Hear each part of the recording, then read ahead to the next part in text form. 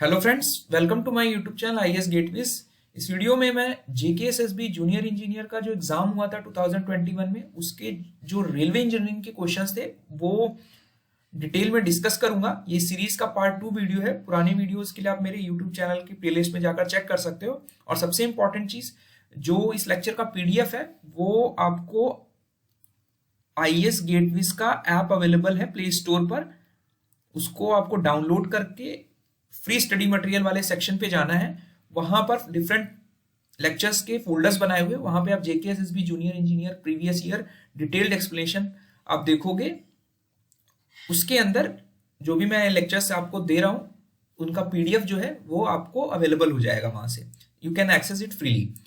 सो पिछले वीडियो में मैंने कुछ क्वेश्चंस डिस्कस किए थे। इस सीरीज में मैं फर्दर क्वेश्चंस डिस्कस करता रहूंगा as per time availability. So let's start.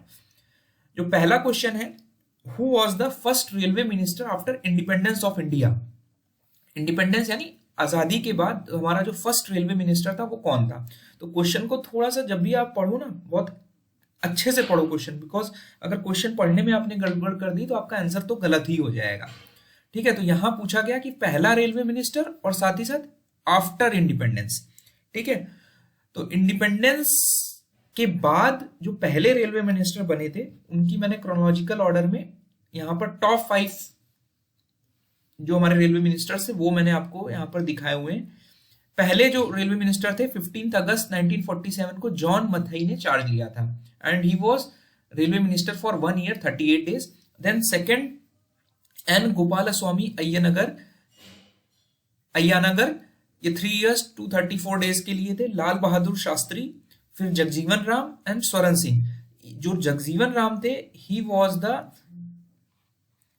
Railway minister जिन्होंने लॉन्गेस्ट टर्म तक सर्व किया। तो he was the person who was having longest tenure as a railway minister. फिर स्वरण सिंह आ गए। तो ये हमारे 5 जो टॉप आफ्टर इंडिपेंडेंस में हमारे रेलवे मिनिस्टर्स बनाए गए वो ये थे। अभी जो मिनिस्टर ऑफ स्टेट इन का भी एक कंसेप्ट आया है जो कि इंट्रोड्यूस किया गवर्नमेंट ने 2014 में। 2014 से हमारे कंटिन्यूअसली मिनिस्टर ऑफ स्टेट भी रहते हैं रेलवे मिनिस्टर के साथ। तो Manoj Sinha was the first minister of state for railways in 2014, जो 5 साल तक रहे थे। और अभी जो लोग हैं उसमें रशो से आयब दानवे और दर्शना जारदोश, ये अभी at present minister of state for railways हैं। ठीक है, तो 2 लोग हैं इस समय जो देख रहे हैं मिनिस्टर ऑफ स्टेट का चार्ज। और जो अभी मिनिस्टर ऑफ रेलवेज का जो चार्ज देख रहे हैं he is Ashwini Vaishnaw. He took charge in July 2021। उससे पहले हमारे पीयूष गोयल थे, उससे पहले सुरेश प्रभु थे, उसके पास पहले डीवी सदानंद गौड़ा थे, उसके पहले मल्लिकार्जुन खड़गे थे। ठीक है, तो ये चीज आपको ध्यान रखनी है। अगर आपसे यहां पर ये क्वेश्चन पूछ लिया जाता कि बिफोर इंडिपेंडेंस आपके कौन थे रेलवे मिनिस्टर, तो first railway minister of the country, first railway minister of country was Asaf Ali. He is known as first railway minister of our country and he was the railway minister before independence, आजादी से पहले। तो इनका जो tenure इन्होंने charge लिया था सितंबर 1946 से ये 14 अगस्त या 15 अगस्त कह लो आप 1947 थे जब हमारे जॉन मथई साहब ने इनसे चार्ज ले लिया। तो Asaf Ali was the first railway minister of our country and he was before independence. ठीक है, जॉन मथई थे जो ये हमारे फाइनेंस मिनिस्टर भी रह चुके हैं।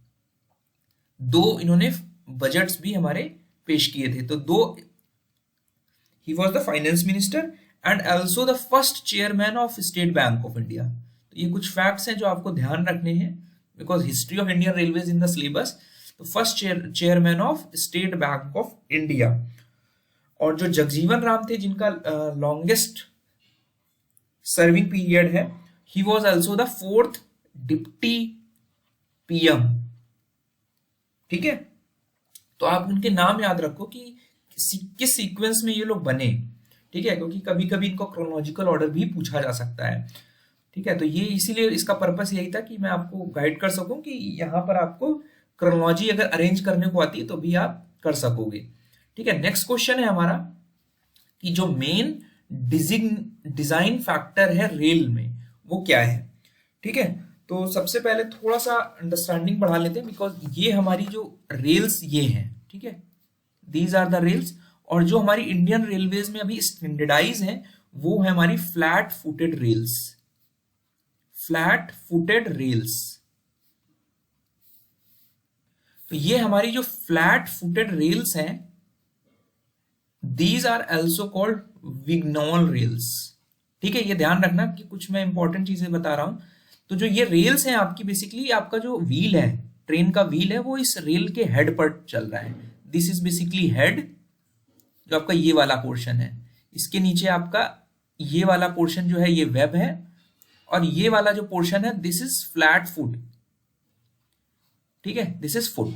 तो ये बेसिकली क्रॉस सेक्शन के जो एलिमेंट्स हैं वो ये हो गए, हेड, वेब और फुट। तो अब फ्लैट फुटेड रेल्स हमारी यूज हो रही है इंडियन रेलवेज में। ठीक है, तो ये रेल्स हैं, और जब इनको हम अपने फिटिंग्स और स्लीपर के साथ लगा देते हैं तो वो पूरा हमारा ट्रैक बन जाता है। तो ध्यान रखना, रेल्स और ट्रैक में डिफरेंस है। ठीक है, this is only the rails जिसके ऊपर हमारी जो ट्रेन्स हैं उनके व्हील्स रोल कर रहे हैं। अब हुआ क्या, कैसे इवॉल्व हुआ सिस्टम, जब हमारी ब्रिटिशर्स थे तब वहां पर हमारा जो एक्सेल लोड था, हमारी स्पीड थी ट्रेन्स की, वो हमारी कम हुआ करती थी। तो हमारा जो सेक्शंस यूज करते थे वो लाइट सेक्शंस यूज करते थे। ठीक है, तो अगर ब्रॉड गेज ट्रैक की बात करें तो ब्रॉड गेज ट्रैक के लिए जो हम लोवेस्ट सेक्शन ब्रिटिशर्स ने यूज किया दैट वाज 90 आर। यहां पर जो 9 आर है, this indicates revised British sections. ठीक है, और जो इसका यूनिट दिया दैट वाज एलबीएस पर यार्ड। ठीक है, तो बेसिकली जो डिजाइन फैक्टर हम ले रहे हैं उसमें ये ले रहे हैं कि जो हमारा रेल का सेक्शन है, कोई भी रेल का सेक्शन हो, irrespective of type of rail, अब 1 मीटर रेल लेंथ उठाओ और उसका वेट कितना होगा। तो यानी weight per unit length is the designation factor. और ये जो वेट है it is function of various factors. कौन कौन से फैक्टर्स हैं, इस पर डिपेंड करेगा हमारा कि एक्सल लोड कितना है, यानी हमारे जो ट्रेन पास होने वाली है उस पर लोड कितना आएगा। ठीक है, किस स्पीड से आपको ट्रेन चलानी है उस रेल पे, हमारी जो बैलास्ट है स्लीपर के नीचे वो उसका कुशन कितना है, हमारे स्लीपर्स की स्पेसिंग कितनी है। तो ये सारे फैक्टर्स प्राइमरली गवर्न करते हैं कि आपका जो रेल का सेक्शन है वो कितना आपको कौन सा सुटेबल होगा। तो basically suitability is depending upon this factor, और जो डिजिग्नेशन है वो हमारा डिपेंड करेगा इस यूनिट पर, वेट पर यूनिट लेंथ, कि एक यूनिट लेंथ का जो वेट है रेल सेक्शन का वो कितना है। ठीक है, और ये डिपेंड करेगा प्राइमरली एक्सेल लोड पे। ठीक है, तो अगर एक थंब रूल की तरह बात करें, what is this thumb rule, जो स्टैंडर्ड गाइडलाइन हम फॉलो करते हैं कि अगर हम बोले 52 केजी रेल सेक्शन के लिए कितना एक्सेल लोड सेटेबल है, तो गाइडलाइंस ये हैं कि हमारा जो एक्सेल लोड है, maximum axle load, this is maximum value, maximum axle load is given by 560 multiplied by the weight per unit length of particular rail section. तो अगर हम 52 केजी की बात कर रहे हैं तो हम 52 से मल्टीप्लाई कर देंगे तो यू विल गेट 29.2 टन्स। ठीक है, 1 ton is equivalent to 1000 kgs. तो 29.2 is the maximum axle load जो हम इस रेल पर चला सकते हैं। ठीक है, तो ये सुटेबिलिटी हो गई और ये थंब रूल हो गया। अब आते हैं जब ब्रॉड गेज ट्रैक में जब हमारा इवोल्यूशन हुआ तो ब्रिटिशर्स ने पहली जो बिकॉज तो यहां पर जो एलबीएस पर यार्ड है, LBS is basically the pound, pound की यूनिट को हम एलबीएस लिखते हैं, एलबीएस डेजिग्नेशन है। जैसे आपका किलोग्राम को केजी में लिखते हैं वैसे पाउंड को हम एलबीएस लिखते हैं, और yard is the unit of length. तो वेट पर यूनिट लेंथ के रेस्पेक्ट में pound per unit yard is the unit for 90 R rail section. तो ये हमारा डेजिग्नेशन हो गया। 1 pound is equal to 0.454 kgs. ठीक है, नहीं हाफ केजी से थोड़ा थोड़ा कम के बराबर होता है। अब हुआ क्या, over a period of time जैसे जैसे हमारी स्पीड बढ़ी, ट्रेन की एक्सेल लोड बढ़ा, तो हमारे मेट्रिक सिस्टम में ये हमारा जो सिस्टम है ये एफपीएस सिस्टम कहलाता है, फुट पाउंड्स एंड सेकेंड्स। ठीक है, 1959 में इंडियन रेलवेज ने नया सेक्शन अडॉप्ट किया मेट्रिक सिस्टम में डिजिग्नेट करके, दैट वाज 52 केजी सेक्शन, जिसको हमने लिखा 52 केजी पर मीटर। ठीक है, जिसका अप्रोक्सीमेटली 1 मीटर लेंथ का जो वेट है रेल का, दैट इज 52 केजी। एक्चुअल में एग्जैक्टली 52 नहीं है, अभी मैं जब अगर सेक्शन की बात करूंगा वेट की, तो हमारा जो 52 केजी का सेक्शन है, आईआरएस लिखा है, IRS is basically Indian railway का सेक्शन, बिकॉज उसने अडॉप्ट किया। 60 केजी का जो सेक्शन है वो यूआईसी से अडॉप्टेड है। यूआईसी इज बेसिकली फॉरेन के स्टैंडर्ड्स हैं, union, international union of railways. ठीक है, तो वहां से ये सेक्शन आया हमारा 60 केजी का, तो जिसका वेट 1 केजी का वेट 60.34 है और 52 केजी का 51.89 है, और ये हमारा जो क्रॉस सेक्शनल एरिया है एमएम स्क्वायर में ये है। तो ये आपको याद रखना है, बिकॉज आपसे पूछ सकता है कि 52 केजी का एग्जैक्टली वेट कितना होता है, तो 51.89 52 का स्लाइटली कम होता है और 60 केजी का 60 से थोड़ा ज्यादा होता है।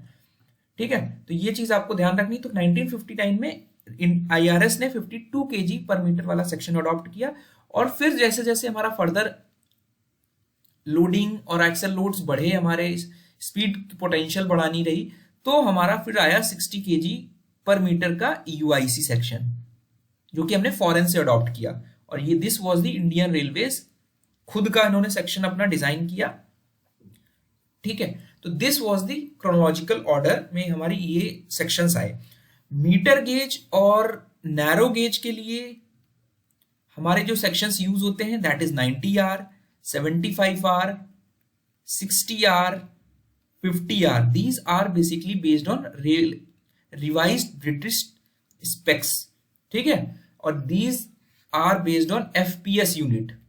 ठीक है, मीन्स इनका जो डिजिग्नेशन है इसमें आप कर सकते हो कि 60 का यानी 60 LBS पर yard is the designation of the rail. ठीक है, अब आते हैं कि एक और इंपॉर्टेंट चीज है कि आप कैसे जानोगे अगर बिना आपको कोई मेजरमेंट नहीं करनी है। ठीक है, तो आपके पास डिफरेंट टाइप्स की रेल पड़ी हुई है, तो आपको आइडेंटिफाई करना है कि वो 60 केजी की है, 52 केजी की है। तो आप सिंपली क्या करोगे, जो रेल्स आती हैं रोल्ड होकर आती हैं, because they are factory made. तो फैक्ट्री से जब रोल होके आ रही हैं रेल्स, तो उनके वेब पर हमारी रेल मार्किंग रहती है, and that has been standardise कैसे किया, इंडियन रेलवेज ने स्टैंडर्डाइज किया थ्रू वेरियस कोड्स। तो उसके लिए हमारा आईआरएस T12 और 18 में स्टैंडर्डाइज किया गया। These are the codes, T is indicating for track, these are the specification of Indian Railways। ठीक है, जिसमें जो रेल की वेब है उसमें हमारी मार्किंग रहती है, उस मार्किंग में हमारे क्या पैरामीटर्स रहते हैं वो स्टैंडर्डाइज किए गए। यहां पर 860 लिखा हुआ है, this is basically grade of steel. ठीक है, यहां पे जो 60 लिखा हुआ है, this is basically weight per unit length, यानी ये सेक्शन का डेजिग्नेशन, यानी 60 केजी पर लेंथ वाली 60 केजी का सेक्शन है। तो यहां से आपने पकड़ लिया कि ग्रेड आपका 888 ग्रेड है स्टील का, और 60 केजी वाला हमारा सेक्शन है। SAIL is basically the name of manufacturer, 9th is the month of manufacturing, and 2000 is basically the year of manufacturing. और इसके आगे एक एरो भी लगा होता है, ये arrow, this arrow indicates the direction of rolling, कि किस डायरेक्शन में हमारी रोल हुई है ड्यूरिंग मैन्युफैक्चरिंग इन फैक्ट्री। तो this is direction of rolling. कहीं कहीं भी कुछ ओबी टाइप का लिखा होता है, this is basically method of manufacturing like open hearth process से मैन्युफैक्चरिंग हुई है, तो टाइप ऑफ प्रोसेस से ये हमारा डिफाइन होता है। तो these are basically the elements जो कि हमारी मार्किंग के रेलवे मार्किंग में रहते हैं। तो इससे आप डेजिग्नेट या आइडेंटिफाई कर सकते हो कि क्या रेल सेक्शन था। ठीक है, तो हमारा करेक्ट आंसर तो ऑप्शन डी होगा। साथ ही साथ जो हमारी रेल की लेंथ्स हैं, ठीक है, उसकी कुछ रोलिंग की लिमिटेशंस हैं, लाइक ऑफ फैसिलिटीज और ट्रांसपोर्ट। बहुत लंबी रेल अगर हम रोल कर देंगे तो उनको ट्रांसपोर्ट करने में डिफिकल्टी आएगी, क्योंकि हमारी ट्रेलर की लेंथ लिमिटेड है। ठीक है, उनकी मैन्युफैक्चरिंग में भी दिक्कत आती है। ठीक है, और बहुत ज्यादा लेंथ लंबी होगी तो थर्मल स्ट्रेसेस भी हमारी ज्यादा होंगी। ठीक है, तो हुआ क्या, इंडियन रेलवेज ने स्टैंडर्ड रोलिंग लेंथ अडॉप्ट किया, that is 13 metre for broad gauge, और मीटर गेज और नैरो गेज ट्रैक के लिए 12 मीटर यानी 39 फीट हम यूज करते हैं, और 13 मीटर 42 फीट ब्रॉड गेज के लिए यूज करते हैं। तो these are the standard practices जो कि हमारी इंडियन रेलवेज में अडॉप्ट की जा रही हैं। ठीक है, अब उसके बाद नेक्स्ट क्वेश्चन पे चलते हैं। ये इससे पहले ये कुछ एरिया ऑफ क्रॉस सेक्शंस हैं different type of rail sections के, तो ये आपको ध्यान रखने और याद भी रखने हैं। तो 52 केजी का आप याद रखो, 66.15 सेंटीमीटर स्क्वायर हमारा क्रॉस सेक्शनल एरिया होता है, और 60 केजी का 76.86 सेंटीमीटर स्क्वायर एरिया होता है। उसका नेक्स्ट क्वेश्चन है कि which of the following is और not the compulsory test for rails. तो क्वेश्चन में पूछा गया कि इनमें रेल्स के लिए जो टेस्टिंग करते हैं उनमें कौन सा टेस्ट कंपल्शन नहीं है उसको कि हमें ये करना ही करना है। तो जो different types of test available हैं, जो रेल की सेक्शन की सर्विसिबिलिटी, ठीक है, सर्विसिबिलिटी का मतलब है over a period of service, ठीक है, वो हमारी ड्यूरेबिलिटी एस्पेक्ट को चेक करेंगे कि हमारी रेल जो है वो सर्विसिएबल रहे ड्यूरिंग ऑपरेशनल, जब हमारी उन पर ट्रेन चल रही हो। तो जो पहला टेस्ट है वो हम कहते हैं फॉलिंग वेट टेस्ट करेंगे, जिसको हम टप टेस्ट भी कहते हैं। तो बेसिकली कुछ इस तरह का इक्विपमेंट होता है जिसमें हम एक रेल पीस लेते हैं 1.5 मीटर, तो यहाँ पे 1.5 मीटर हमने रेल लेंथ लिया और उसको दो सपोर्ट्स के ऊपर, जो कि जो डिस्टेंस है ये हमारी फिक्स है, ठीक है, वो डिपेंड करेगा कि हमारा जो रेल सेक्शन है वो क्या है। ठीक है, जैसे 60 केजी का अगर रेल सेक्शन है तो डिस्टेंस बिटवीन द सपोर्ट्स 1.07 रहेगा, और जो हाइट ऑफ ड्रॉप रहेगी, this is basically height of drop, ये 8.4 मीटर रहेगी। तो ये मैंने छोटा सेटअप दिखाया हुआ है, और जो इसके ऊपर वेट रहेगा वो हमारा 1270 केजी रहेगा। ठीक है, अब ये स्पेसिफाइड वेट का हम इस पे स्पेसिमेन पे ब्लो देंगे, और ये हमारा टेस्ट जो करेंगे ये हम 1 falling test for every 100 metric ton of rail पे करते हैं। ठीक है, और तब तक करते हैं कि जब तक it should be capable of taking the blows without any fracture. ठीक है, तो ये स्टैंडर्ड गाइडलाइंस है, ये तो आप ये ध्यान रखेंगे कि ये टफ टेस्ट में आप बेसिकली इंपैक्ट दे रहे हो, तो basically it is a kind of impact test. ठीक है, उसका नेक्स्ट टेस्ट है टेंसाइल टेस्ट। टेंसाइल टेस्ट में हमने क्या किया, रेल सेक्शन का हमने हेड निकाल लिया and it is subjected to the tensile test. ठीक है, जिसमें बेसिक रिक्वायरमेंट ये है कि जब टेंसाइल टेस्ट आप करोगे तो उसकी जो टेंसाइल स्ट्रेंथ है that should be greater than or equal to 72 kg per mm square with a minimum elongation of 14% for medium manganese rail और 12% फॉर कार्बन क्वालिटी रेल्स। ठीक है, बिकॉज ये कंपोजिशन पे डिपेंड करेगा हमारा एलोंगेशन। तो ये इंपॉर्टेंट चीज यहां पर देखिए लिखी हुई है कि ये टेस्ट हमारा ऑप्शनल है।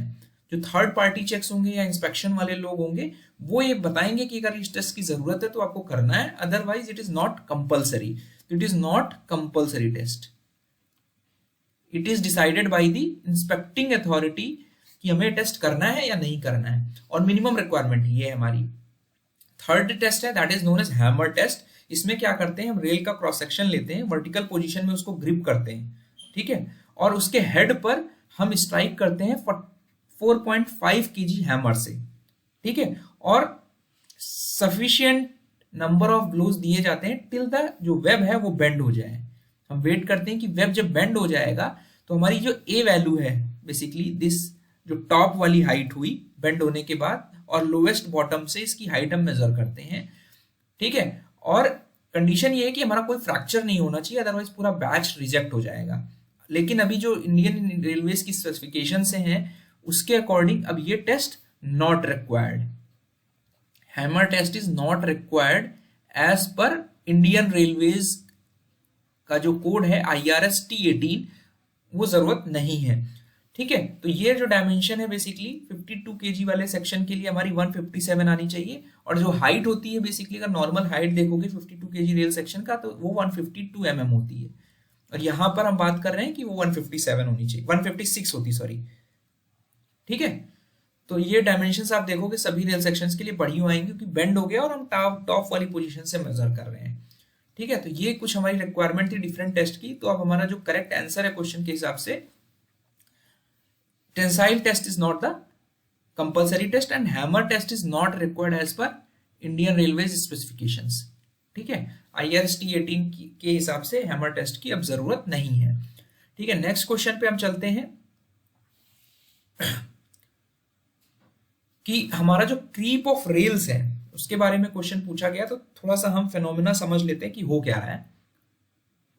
क्रीप आपने कंक्रीट में भी पढ़ा होगा, यहां पर जो रेल्स का क्रीप है, यहां पर क्रीप अगर पूछा जाए कि आपको क्रीप का फेनोमेना कहां पर देखने को मिल रहा है, तो बेसिकली क्रीप का फेनोमेना आपको रेल्स में देखने को मिल रहा है। अगर कोई परमानेंट वे स्ट्रक्चर है, आपकी फास्टनिंग्स हैं, आपका स्लीपर्स हैं, तो क्रीप जो है वो हमारी रेल्स पर हो रही है, जिसपे बेसिकली हमारा व्हील्स, जो ट्रेन के व्हील्स हैं वो चल रहे हैं उस पर, they are rolling on the rail. तो जो क्रीप है इसको हम कैसे डिफाइन कर सकते हैं? It is basically the longitudinal movement. ध्यान रखना है, it is not a transverse movement, it is a longitudinal. Longitudinal का मतलब ये है कि अगर हम प्लान देखें, ये हमारे स्लीपर्स हैं,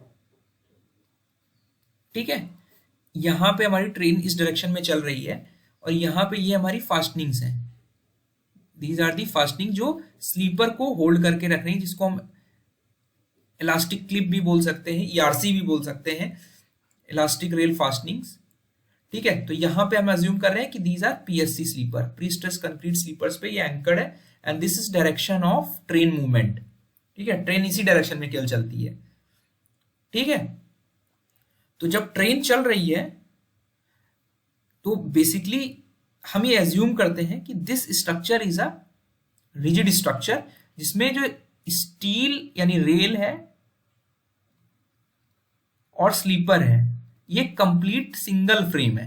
ठीक है, rail plus sleeper is a single frame, ध्यान रखना है, इंपॉर्टेंट चीज है, सिंगल फ्रेम। बट होगा क्या अगर हमारे ट्रैक में कुछ भी डेफिशिएंसी है, इरेगुलरिटीज हैं, किस फॉर्म में इरेगुलरिटीज हैं कि आपका जो ये ERCs हैं ये सफिशिएंटली टो लोड नहीं दे रही हैं, तो रेल जो होगी ये थोड़ा सा फ्री हो जाएगी। तो जो रेल है in the direction of traffic they have the tendency to move, वो एलोंगेट करेगी इन द डायरेक्शन ऑफ।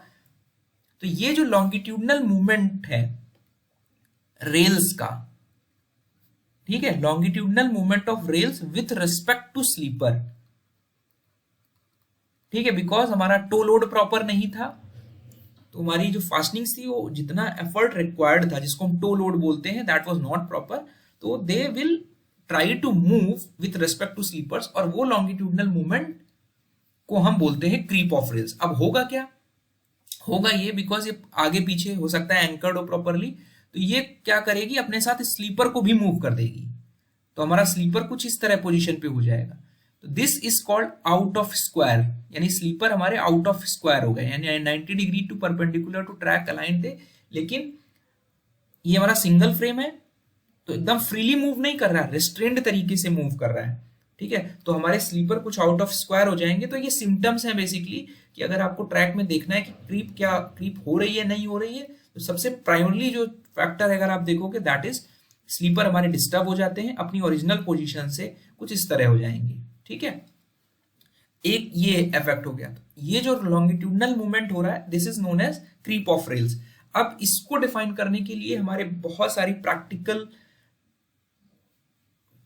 को थ्योरेटिकल पॉइंट ऑफ व्यू से समझने के लिए हमारी 3 थ्योरीज अवेलेबल हैं क्रीप के लिए। पहली थ्योरी है वेव एक्शन थ्योरी, दूसरी थ्योरी है परकुशन एक्शन थ्योरी, और थर्ड थ्योरी है ड्रैगिंग थ्योरी, जो ये इलस्ट्रेट करती है कि हमारा जो क्रीप का फेनोमेना है वो कैसे हो रहा है हमारी रेल्स पे। ठीक है, तो पहली थ्योरी जो वेव एक्शन है वो ये कहती है कि जब आपका व्हील रेल के टॉप टेबल पे मूव कर रहा है, तो जब जहां पर व्हील रखा हुआ है तो that has some deflection, instantaneous deflection. ठीक है, और जब वो चल रहा है तो वो पुश कर रहा है रेल्स को इन the direction of train movement. ठीक है, आप देख पा रहे हो तो यहां पर rail creep is due to formation of crest curve. ये आपका जो ए बी सी कर्व है, दिस इज क्रेस्ट कर्व। ये लोएस्ट पॉइंट है जहां पर आपका व्हील पड़ा हुआ है, और ये आगे वाले इस डिफ्लेक्शन की वजह से एक वेव फॉर्म हो रही है, एंड जैसे जैसे ये व्हील आगे बढ़ता जा रहा है ये डिप्रेशन कम होगा, यहां ये उठ जाएगा। तो ये जो डायरेक्शन ऑफ मूवमेंट के अलोंग ये फेनोमेना है, it will result in the creep. ठीक है, और जो पीछे वाला हिस्सा रेयर पोर्शन है वो नॉर्मल होता जाएगा। तो reducing wave action will reduce creep. तो अगर इस चीज को रिड्यूस करना है तो वो आपको क्रीप को रिड्यूस कर देगा। तो बहुत सारे जो फैक्टर्स इंपॉर्टेंट है जिससे आप क्रीप इस वेव एक्शन को रिड्यूस करते हो। अगर हमारा जो बैलास्ट कुशन है जिसपे हमारा स्लीपर रखा हुआ है वो प्रॉपर है और प्रॉपरली पैक्ड है, तो हमारा जो ये एक्शन होगा वो रिड्यूस हो जाएगा। तो इसके लिए वेव एक्शन को रिड्यूस करने के लिए आपको जो बैलास्ट की पैकिंग है वो सफिशिएंट होनी चाहिए, कुशन भी सफिशिएंट होना चाहिए, और जो स्लीपर है वो हमारे स्टिफ होना चाहिए। ठीक है, और जो हमारे रेल सेक्शन है वो अगर जितना ज्यादा स्टर्डियर होगा वो उतना कम है वेव एक्शन होगा। तो अगर हम ये कह सकते हैं कि एक हमारे पास 52 kg का ट्रैक सेक्शन है और एक हमारा 60 kg का रेल सेक्शन है। ठीक है, तो ये जो रेल सेक्शन है ये लार्जर रेल सेक्शन है, तो इसमें हमारा जो वेव एक्शन होगा वो कम होगा। ठीक है, जिसकी वजह से जो इसमें जो क्रीप होगी 60 kg वाले सेक्शन में वो हमारी 52 kg मीटर वाले सेक्शन की क्रीप से कम होगी। ठीक है, because of this wave action we can theoretically say that. ठीक है, तो ये जो फैक्टर्स हैं ये ध्यान रखने। अगर हमारी स्लीपर डेंसिटी ज्यादा है, स्लीपर डेंसिटी ज्यादा होगी, अगर मान लीजिए हमारा 1660 स्लीपर्स पर किलोमीटर डेंसिटी है, तो इसकी जो क्रीप होगी वो 1540 स्लीपर्स वाले सेक्शन से ट्रैक से कम होगी। ठीक है, बिकॉज वहां का जो ट्रैक स्ट्रक्चर है वो स्टर्डियर है। दूसरी थ्योरी आती है, एक इंपॉर्टेंट चीज, 3 पैरामीटर और छूट गए। The pitch and depth of wave depends upon the track की स्टिफनेस। तो ऐसे पैरामीटर जो ट्रैक को स्टिफ बना रहे हैं वो हमारे क्रीप को कम करेंगे। फॉर्मेशन अगर हमारा स्टेबल है, अगर हमारी ब्लैक कॉटन सॉइल है, ठीक है, उस पे फॉर्मेशन, तो वहां पे अनस्टेबिलिटी के चांसेस ज्यादा है, तो वहां पर हमारा जो है क्रीप के चांसेस बढ़ जाएंगे। ट्रैक मॉडुलस हमारा जिस ट्रैक का अच्छा होगा उसकी क्रीप उसमें कम होगी। ठीक है, तो ये हमारे पैरामीटर्स हैं। तो more depth and pitch means more creep. More depth and pitch का मतलब है कि हमारा ट्रैक मॉडुलस कम हो जाएगा, फॉर्मेशन की स्टेबिलिटी कम होगी, ट्रैक की स्टिफनेस कम होगी, तो हमारा जो क्रीप होगा वो ज्यादा होगा। परकुशन का मतलब है हमारा बेसिकली इम्पैक्ट। इम्पैक्ट कहां पर क्रिएट होगा ट्रैक में? जहां पर भी there is a change in continuity. अगर कहीं पे भी हमारी चेंज इन कॉन्टिन्यूटी या ब्रेक इन कॉन्टिन्यूटी है, ब्रेक हो रहा है कॉन्टिन्यूटी, व्हील चल रहा है, और अगर कोई इरेगुलरिटी मिलती है ट्रैक पे, तो वहां पर इम्पैक्ट का नेचर आएगा, इम्पैक्ट होगा। एग्जाम्पल के तौर पे आप ज्वाइंट समझ, जो हमारे फिश प्लेटेड ज्वाइंट्स हैं, बिकॉज हमारी रोल्ड लेंथ लिमिटेड है, तो हमने ट्रैक को, अपनी जो रेल्स है उनको जोड़ रखा है, तो जो गैप है वहां पर जब पहिया पास होगा, व्हील पास होगा, तो दैट विल क्रिएट इम्पैक्ट। जैसे इम्पैक्ट क्रिएट करेगा तो वहां पे इम्पैक्ट फोर्सेस एक्ट करेंगे, उसका वर्टिकल कंपोनेंट क्या करेगा? बैटरिंग करेगा। ठीक है, उसको नीचे डाउनवर्ड हमारा कुछ ऐसे होने लगेगी रेल वहां से। ठीक है, this force is Q is doing the battering action. ठीक है, रेल हमारी बैटर हो गई। ठीक है, और जो आगे वाली फोर्स है, जो इसका हॉरिजॉन्टल कंपोनेंट है, that will push the rail in the direction of the train. वो इम्पैक्ट का जो हॉरिजॉन्टल कंपोनेंट है वो रेल को ट्रैफिक के डायरेक्शन में पुश कर रहा है, and that will cause the creep. तो जो फैक्टर्स रिस्पॉन्सिबल हो गए इसके लिए, ज्वाइंट्स जितने खराब होंगे आपके, वहां पर आपके क्रीप ज्यादा हो गया। यानी ऐसा कोई सेक्शन है जो पूरा LWR है। ठीक है, दिस इज LWR ट्रैक, जिसमें आपके ज्वाइंट्स ही नहीं है, सिर्फ आपके एक्सपेंशन ज्वाइंट्स होंगे ब्लॉक सेक्शन में, और एक ट्रैक है जिसमें आपका पूरे 13 मीटर की वेल्डिंग है। तो अगर आपसे पूछा जाए कि इन दोनों ट्रैक में किसका में क्रीप ज्यादा होगा, तो LWR में जो होगा क्रीप कम होगा। ठीक है, बिकॉज यहां पर आपके जो ज्वाइंट्स हैं they will be prone to impact action, जिसमें जो थ्रस्ट है, लॉन्गिट्यूडनल थ्रस्ट क्रिएट हो रही है इम्पैक्ट एक्शन से, दैट विल पुश। तो सेम ट्रैक स्ट्रक्चर में फिश प्लेटेड जॉइंट्स के ट्रैक में हमारा जो क्रीप होगा वो ज्यादा होगा। ठीक है, तो जो भी मैं आपको पढ़ा रहा हूं उसको आप प्रैक्टिकली रिलेट करिए, बहुत सारे चीजें आपको रटने की जरूरत नहीं पड़ेगी, विल अंडरस्टैंड। तो अगर हमारे जो फिश प्लेटेड जॉइंट्स हैं वो वीक और लूज हैं, फिश प्लेट अगर प्रॉपरली अच्छी कंडीशन में नहीं है, वॉर्न आउट है, तो that will create more impact. Packing of joints, अगर जॉइंट्स प्रॉपरली यहाँ पर जो बैलास्ट है वो प्रॉपरली पैक्ड नहीं है, तो there will be up and down जब आपकी ट्रेन पास होगी। एक्सपेंशन जॉइंट अगर बहुत गैप ज्यादा होगा तो इम्पैक्ट का इफेक्ट ज्यादा होगा। Heavy axle load moving at high speed, तो these are the factors which are responsible for percussion theory. दूसरी थ्योरी है that is called dragging theory. Dragging theory ये कहती है कि अगर हम यहां पर ये अज्यूम करें कि हमारे पास ये ट्रेन के डिब्बे हैं और इसके आगे हमारा एक इंजन लगा हुआ है, ठीक है, दिस इज इंजन,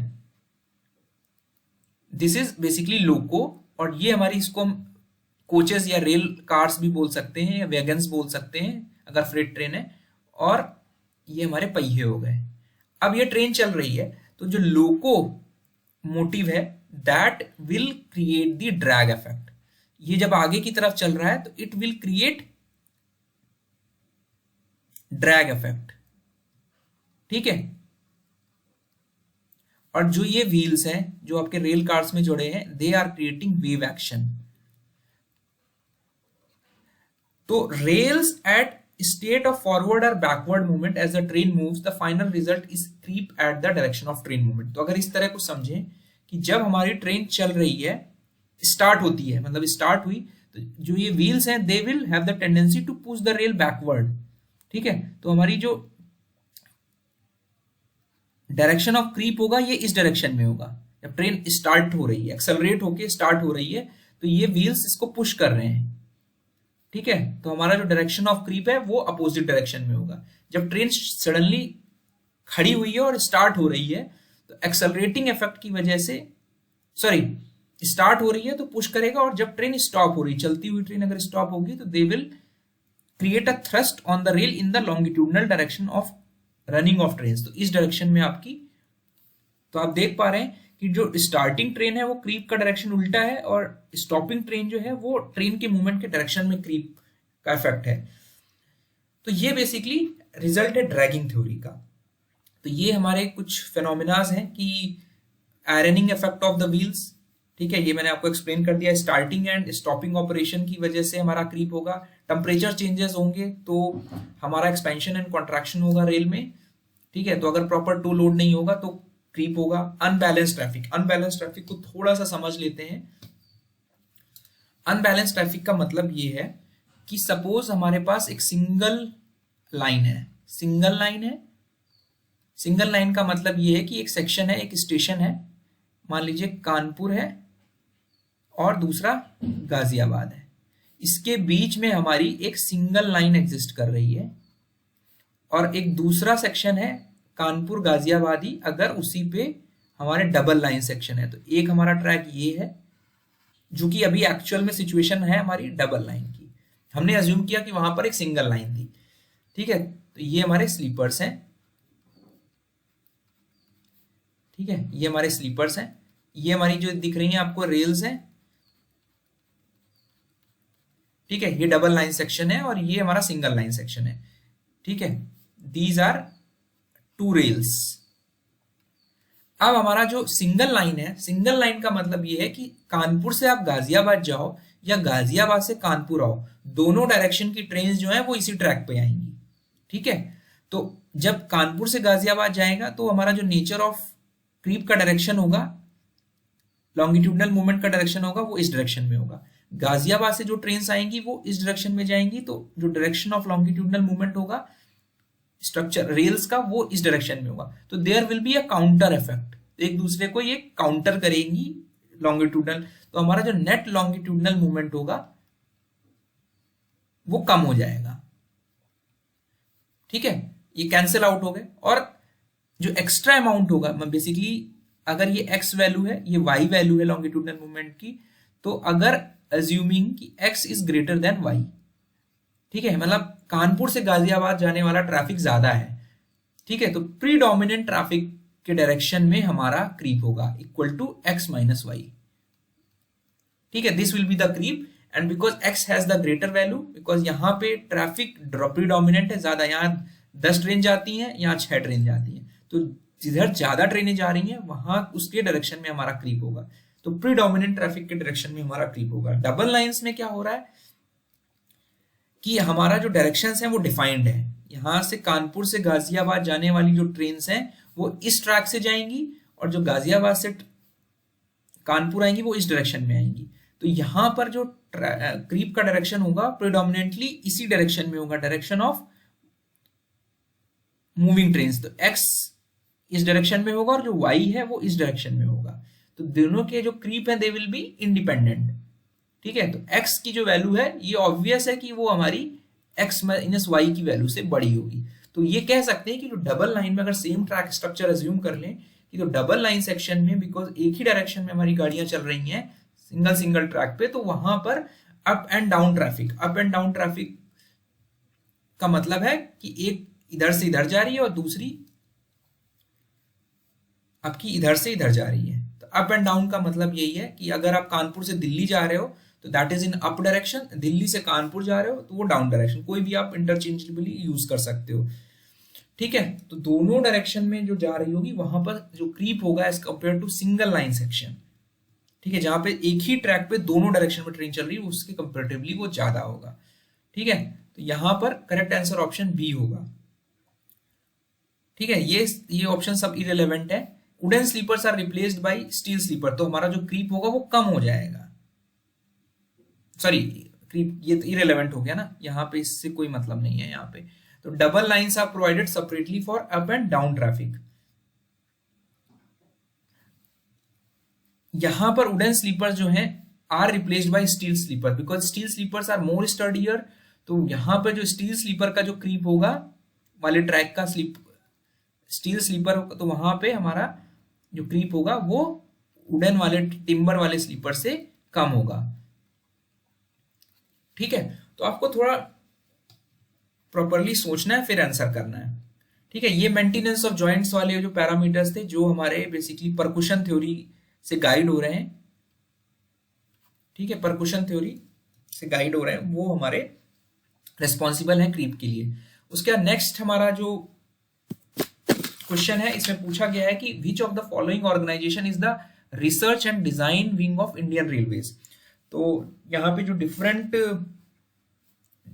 ऑर्गेनाइजेशंस दी हुई हैं, तो IRCTC को हम फुल फॉर्म में क्या कहेंगे, Indian railways catering and tourism corporation, ठीक है, it is a corporation, it means it is a railway company, ठीक है, तो IRCTC की अगर थोड़ी सी हम हिस्ट्री की बात करें, आपने ये सिंबल देखा होगा, this is the logo of IRCTC, इसका जो इनकॉर्पोरेशन हुआ था 27 सितंबर 1999 में इसका इनकॉर्पोरेट किया गया, जब इनकॉर्पोरेट हुई ये कंपनी तो ये कंप्लीटली ओन्ड थी, completely owned entity of government of India under ministry of railways, ठीक है, मिनिस्ट्री ऑफ रेलवेज का 100% स्टेक था, इस पे शेयर था।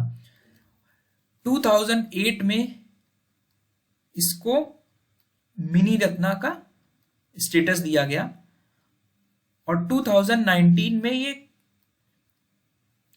ये NSE नेशनल स्टॉक एक्सचेंज में लिस्टेड कंपनी बन गई, बिकॉज इस दौरान हमारी जो गवर्नमेंट थी, मिनिस्ट्री ऑफ रेलवेज थी, इसने अपने शेयर्स डिसइन्वेस्ट कर दिए, तो अभी इस समय जो गवर्नमेंट ऑफ इंडिया का शेयर है IRCTC में दैट इज 67%, 33% शेयर जो है वो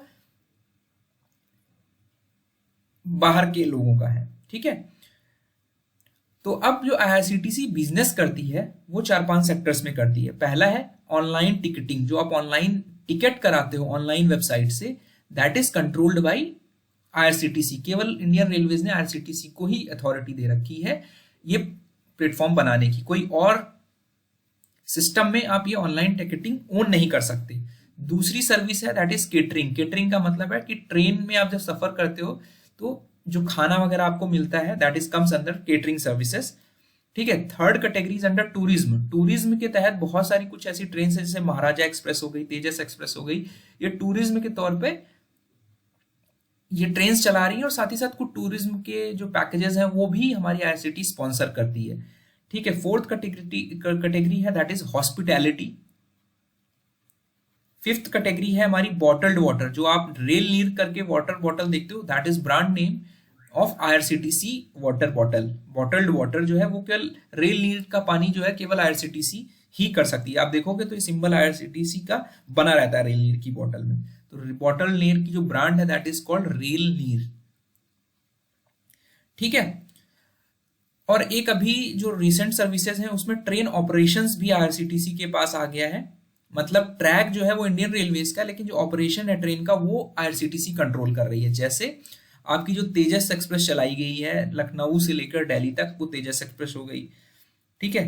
महाराजा एक्सप्रेस हो गई। तो ये सारी ट्रेन का ऑपरेशन जो है वो हमारी फैसिलिटेट रेलवे कर रही है, but they are being fully controlled by IRCTC.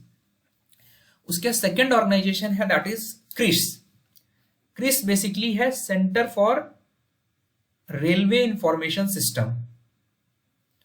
ठीक है। Centre for railway information system, इसका बेसिक काम क्या है, ये डिजाइन करती है, डेवलप करती है और इंप्लीमेंट करती है जितने भी रेलवेज के इंफॉर्मेशन सिस्टम्स हैं। ठीक है। 1986 में स्टैब्लिश किया गया था। इनिशियली 1982 में रेलवेज ने फ्रेट ऑपरेशन को कंप्यूटराइज किया था। ठीक है। फ्रेट ऑपरेशन इंफॉर्मेशन सिस्टम 1982 में। 1982 के बाद 1986 में उसको एक ऑटोनॉमस ऑर्गेनाइजेशन क्रिस के फॉर्म में बनाई गई, which is known as centre for railway information system. जो आपका टिकटिंग एंड पैसेंजर, जो आपका पीआरएस सिस्टम है, पैसेंजर रिजर्वेशन सिस्टम, वो डेवलप और मेंटेन क्रिस के उसमें हो रहा है। ठीक है। तो CRIS began functioning in July 1986 as a autonomous organization। ठीक है। तो ये हमारी कुछ क्रिस की हो गई, जिसमें बेसिकली बहुत सारे आईटी प्रोफेशनल है, जो आईटी इंफॉर्मेशन सिस्टम्स वाले जो काम है, वो सॉफ्टवेयर्स वाले काम जो है वो क्रिस मेंटेन करता है। ठीक है। थर्ड वाली जो डिपार्टमेंट है that is RDSO. RDSO is basically research design and standards organization. इसकी स्टार्टिंग कैसे हुई, 1902 में during the British era Indian railway conference association बनाई गई, जो कि रेलवेज में जो चीजें यूज हो रही थी उनको स्टैंडर्डाइज करना और डिफरेंट रेलवेज, जो ब्रिटिश इंडिया के अंदर बहुत सारी रेलवेज थी, उनके बीच में कोऑर्डिनेट करना, ये काम था। 1930 में क्या किया गया, एक नया डिपार्टमेंट बनाया गया, सेंट्रल स्टैंडर्ड्स ऑफिस, जो कि क्या करता था, डिजाइन बनाता था, स्टैंडर्ड्स और स्पेसिफिकेशन स्पेसिफाई करता था। और ये 1930 तक यही चलता रहा, सीएसओ और आईआरसीए। 1947 के बाद एक नया ऑर्गेनाइजेशन और क्रिएट किया गया that was known as railway testing and research centre. कहां पर किया गया, 1952 में किया गया। 1930 के बाद यानी 22 साल बाद इन्होंने एक आरटीआरसी करके एक ऑर्गेनाइजेशन बताई, जो बेसिकली इंटेंसिव इन्वेस्टिगेशन करती थी रेलवेज के प्रॉब्लम्स का, डिजाइन पर्पस से नया डिजाइन देना है, प्रोटोटाइप्स की टेस्टिंग है, कोई प्रॉब्लम की सॉल्यूशन फाइंड करनी है, तो जो भी डिजाइन स्पेसिफिकेशन आरटीआरसी के थ्रू आते थे। फिर क्या किया गया, 5 साल बाद 1957 में जो सीएसओ बनाया गया अंग्रेजों के समय, और रेलवे आरटीआरसी जो बनाया गया, जो इंडियन रेलवेज ने बनाया, उन दोनों को इंटीग्रेट करके एक सिंगल नाम दे दिया। तो basically RDSO is the integration of CSO and RTRC. ठीक है। Research design and standard organisation, तो काम आपके नाम से रिसर्च करेगी, डिजाइंस करेगी और उनको स्टैंडर्डाइजेशन करेगी। ऐसी ऑर्गेनाइजेशन मिनिस्ट्री ऑफ रेलवेज के अंडर है। इसका हेडक्वार्टर जो है वो लखनऊ में है, मानक नगर में। ठीक है। अब ये इंडिपेंडेंट बॉडी की तरह काम करती है under the ministry of railways through railway board, which is basically the policy making. तो आरडीएसओ बना 1956 में, 66 ईयर्स अगो। तो इसका जो लोगो है, टैगलाइन है, दैट इज ट्रांसफॉर्मिंग रेलवेज। ठीक है। अभी basically it act as a technical advisor and consultant to railway board under ministry of railways. ठीक है। जो कि स्टैंडर्डाइजेशन ऑफ रेलवे इक्विपमेंट्स वगैरह सभी चीजें करती है। तो इसमें हमारा जो क्वेश्चन पूछा गया था, RDSO research and development wing is basically RDSO। I hope मेरा वीडियो आपको पसंद आया होगा। Thank you and all the best.